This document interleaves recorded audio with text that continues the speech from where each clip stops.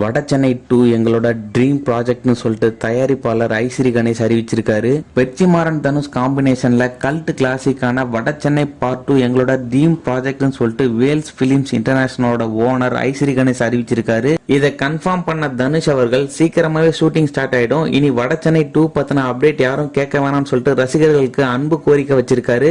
Museum முறுக்கு part 2 படத்தோட first single March 4ஆம் தேதி வெளியாகும் சொல்லிட்டு படத்தோட குழு அபிஷியலா அனௌன்ஸ் பண்ணிருக்காங்க.